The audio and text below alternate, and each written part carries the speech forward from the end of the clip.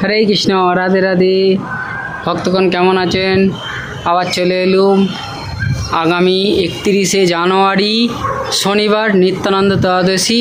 সবাই পালন করবেন, দুপুর অবধি উপবাস করবেন, তারপরে নিত্যানন্দ প্রভুকে ভোগ নিবেদন দিয়ে প্রসাদ পাবেন।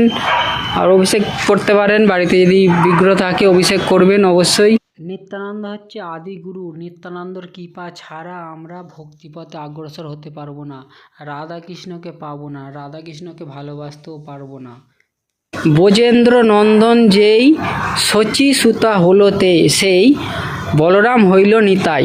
মানে ব্রজের নন্দন যে কৃষ্ণ, উনিই চৈতন্য রূপে এসছে, আর বলরাম হচ্ছে উনি নিত্যানন্দ রূপে এসছে।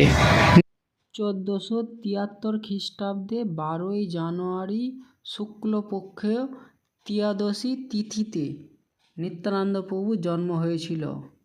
কৃষ্ণ থেকে বলরাম থেকে সংকর্ষণ, 4 সংকর্ষণ, প্রদ্যুম্ন, অনিরুদ্ধ, 4টে সংকর্ষণ থেকে 3 বিষ্ণু হলো।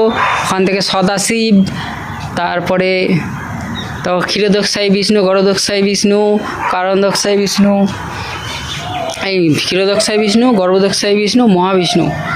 নিত্যানন্দ রূপে কেন এসছে? আমাদের এই কলি জীবকে উদ্ধার করার জন্য এসছে। যখন ওরা এসে কি কাজ করতে বলে গেছে, বলো কৃষ্ণ, ভজ কৃষ্ণ, করো কৃষ্ণ শিক্ষা, এই আমাদের কাজটি করতে বলেছে। নিত্যানন্দ প্রভু প্রত্যেকটা বাড়ির দ্বারে দ্বারে গিয়ে আমাদের কৃপা করার জন্যে সবাইকে পায়ে ধরে বিনতি করেছে, হরে কৃষ্ণ মহামন্ত্র নাম করো, বলো কৃষ্ণ, ভজ কৃষ্ণ, করো কৃষ্ণ শিক্ষা। এই কাজটা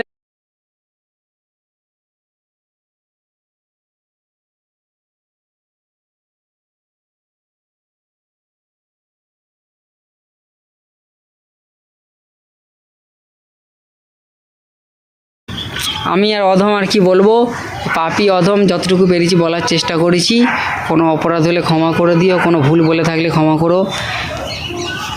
নিত্যানন্দ প্রভুর কথা বলতে গেলে শেষ হবে না, চেষ্টা করব একটু একটু করে বলার। হরে কৃষ্ণ, হরি বল।